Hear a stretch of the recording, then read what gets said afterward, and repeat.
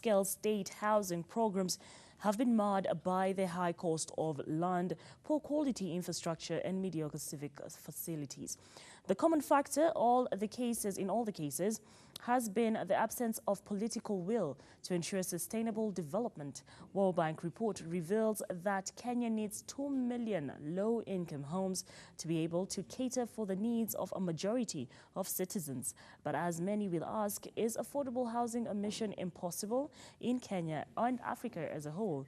To help demystify this is the CEO of Username Investment, Reuben Kimani, who has fortunately joined us this afternoon. A very good afternoon. Good afternoon too, Nina. Right. Thank you so much for coming and gracing us for your presence. Just to get right into it, define for us properly what affordable housing is and why is it so crucial in Kenya? Thank you, Nina. Maybe I'll start by saying hi to the audience out there. Affordable housing is one of the biggest topic right now, one of the big four, to start there. Yeah, the big four. And I would say it is one of the most spoken about topic of the big four. To speak about what affordable housing means, this is basically housing that can be afforded, or housing that someone with an income maybe of less than 50,000 can be able to afford. Maybe these are houses that are basically priced for low-income earners. Yes. Okay. And maybe to add on to that, basically these are houses that are meant for, I would say, majority of the people. If you look at data from the Kenya National Bureau of Statistics, you'll find that 74% of income earners in Kenya, and this is the formal sector, they earn less than 50,000. 74%. That is a big percentage. And that's a very big number. Yes. So why is it crucial? How is it supposed to work? I mean, clearly it's a big deal. It's in the big yeah. Maybe even to give more statistics about that, you'll find that according, and you have just mentioned, as per the World Bank report, we have an accumulated deficit of 2 million houses. And every year we provide 50,000. And every year we need 200,000. I believe that is simple. And you'll find that it is very important for us to, or crucial to handle that challenge. Because if every year we have 200,000, I would say, families or houses that are needed, and we are not doing anything about it, it will become a challenge later. The other thing is the fact that every year you'll find that the population grows by 2.6%. This is approximately 1 million people per year. And as per one of the reports, it says that we are almost 50 million people in the country. So next year it will be 51. The other thing that is very important to note is the fact that because of the urbanization, people are coming from rural areas, coming to towns, looking for jobs. The migration. The same report tells you that 26% of our population lives in urban centers. And every year is growing by like 500,000 people moving from rural to urban centers. You'll find that if you don't address this issue, it will become a crisis at some point. So it is that important. All right, 500,000 people every year move from the rural area to the urban area. We have that migration going on. On top of that, we have 74% of the people in this country earning less than 50,000. That aside, we also have 200,000 homes that are needed every year that are not, there's no result. This is not achievable. It's not achieved. So my question is, how is this affordable housing agenda achievable, considering we already have all these challenges? Basically, one of the things I would like to say, I want to believe the government is doing it this time around, especially after the president highlighted as is one of the big four agendas. The government is giving it the right attention to start with. I feel it is sufficient for now, but I would say it is perfectly achievable. I think there are many plans in this country. Some of them never see the light of the day. We basically do very good plans. Then at some point we are not able to execute. The plans that I have attended forums personally, and looking at those plans, I would say they are achievable. But maybe highlighting some of the things that I feel must be done for this to be achievable and sustainable. Number one, you'll find that quite a number of people have bought plots as we speak. Like Username Investment does affordable land, and we believe we are helping the government achieve its objective. So I would suggest and I would urge the government to focus, especially on areas where people have bought these plots, to put up the necessary infrastructure. I'm talking about roads, I'm talking about electricity, and then I know there's last mile, basic amenity. I'm also talking about water. If you go to developing countries, like developed countries, like Mexico, at some point, you go there right now, you'll find that there's a radius of 80 kilometers from the CBD, where most people live. So there's a much bigger population than our country. And I believe maybe we can look at where are people buying these properties and these plots, and maybe put basic infrastructure there.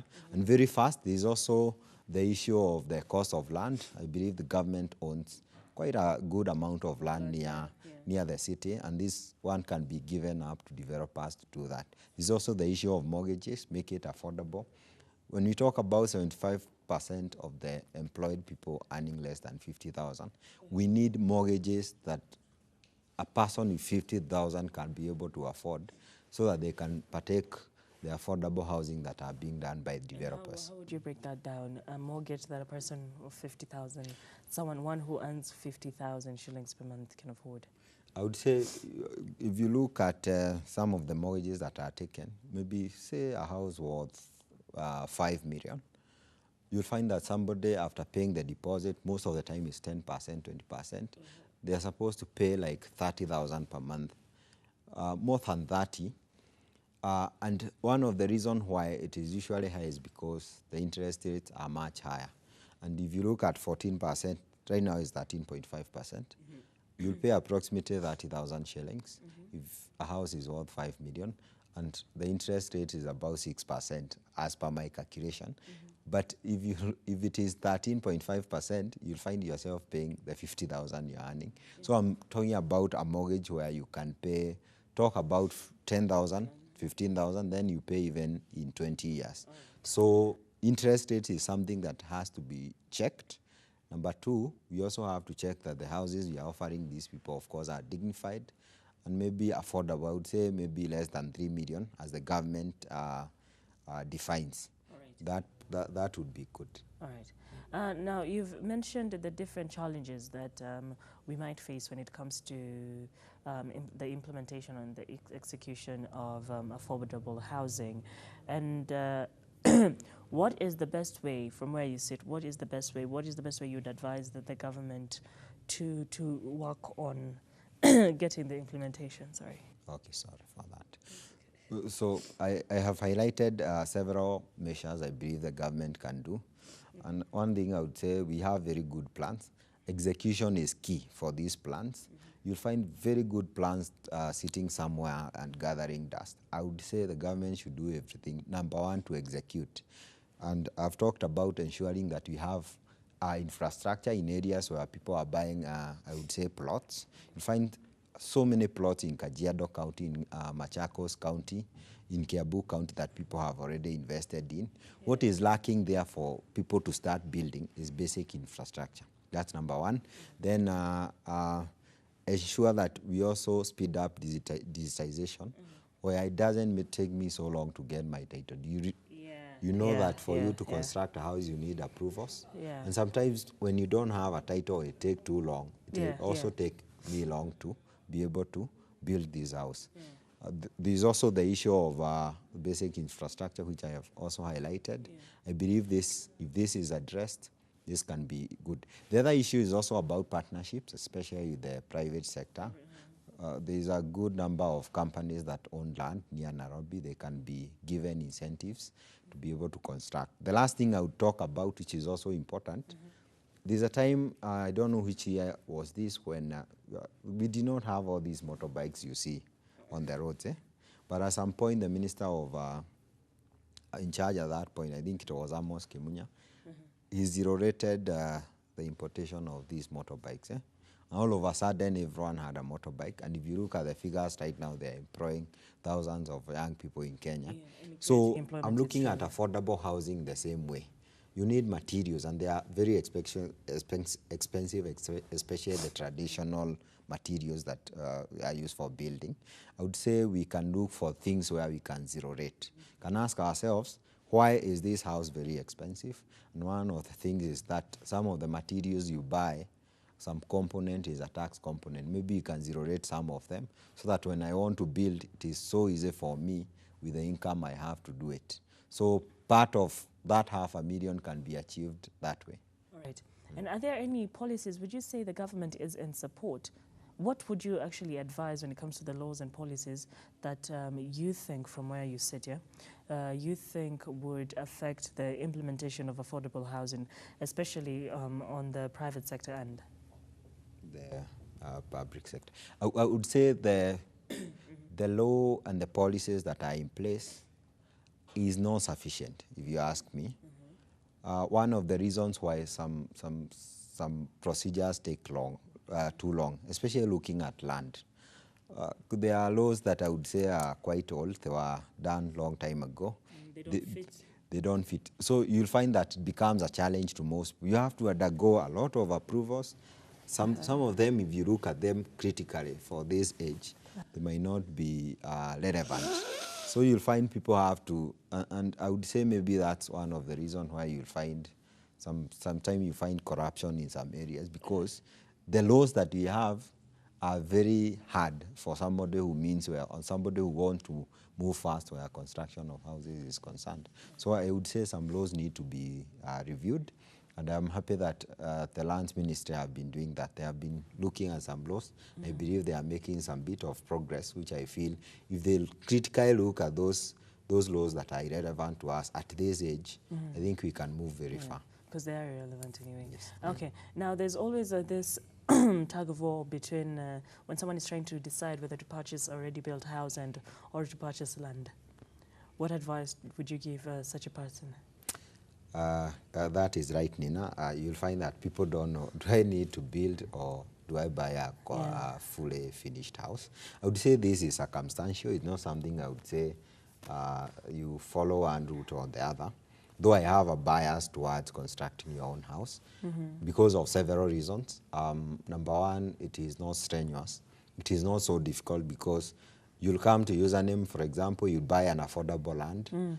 Maybe it is less than, most of the land is less than 400,000. So that is the first step, assuming you have some money somewhere. Then you can go to the next stage where you seek approvals, you pay some money, maybe after some few months. After 6 months now, you come back, you buy some materials. You basically go step by step.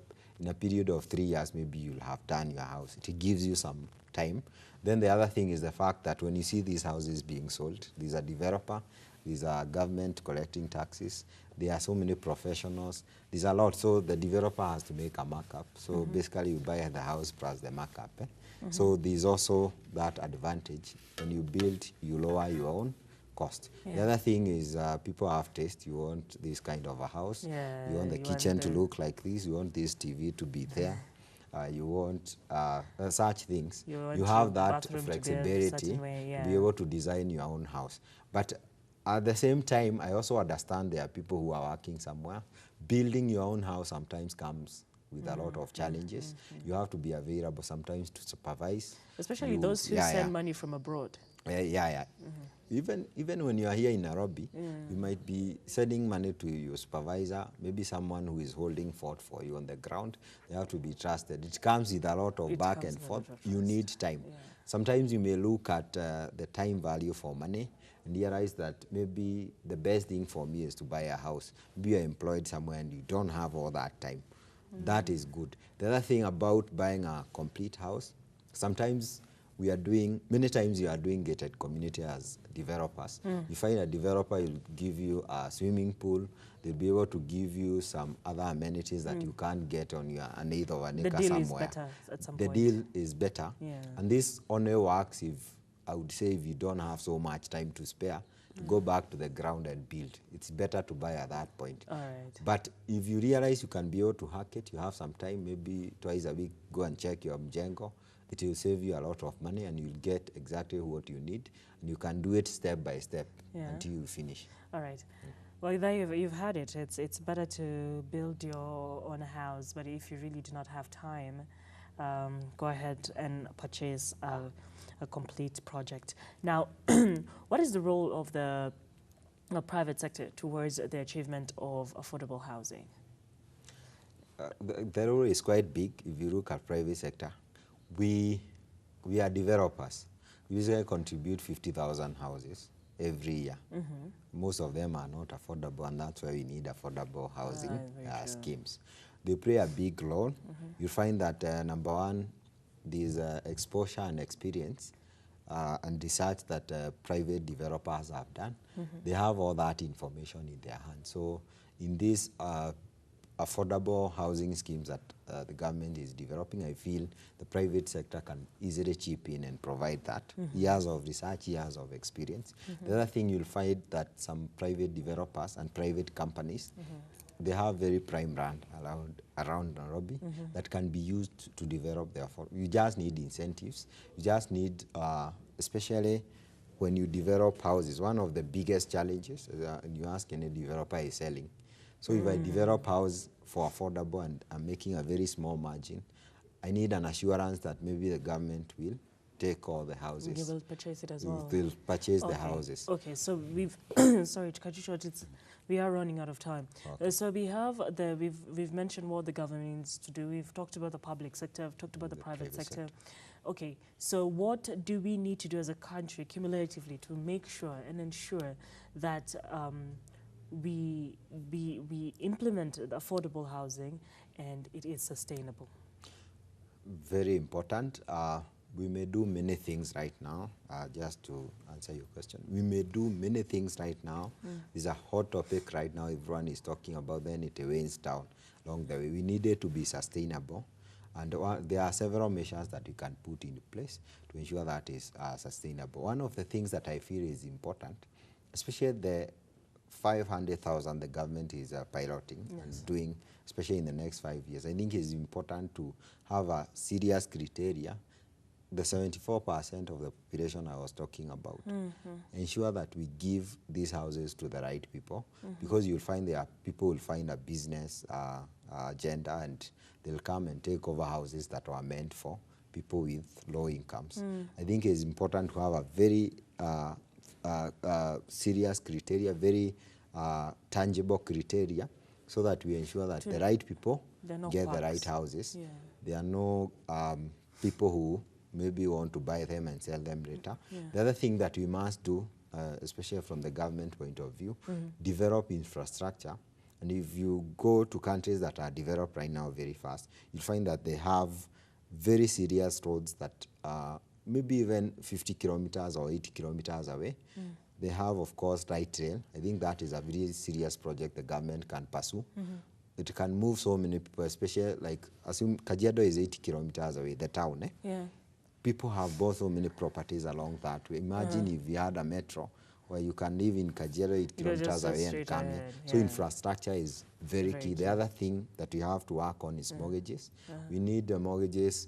You find that some bank employees and some people get mortgages at 6%, which you'll find most people taking advantage of it. I'm asking if what if that was accessible to majority of the people who are working? And it would be so easy. And that is a topic that if you get into, we might end up crying here because how the banks, the coping interest and what the CBK and the banks they need to meet somewhere midsection, so that when it comes to mortgages and lending money, the business world will stop suffering, especially SMEs. I am so sorry that we've run out of time, but this is a conversation that we definitely would like to have again. That is it for Business Insight.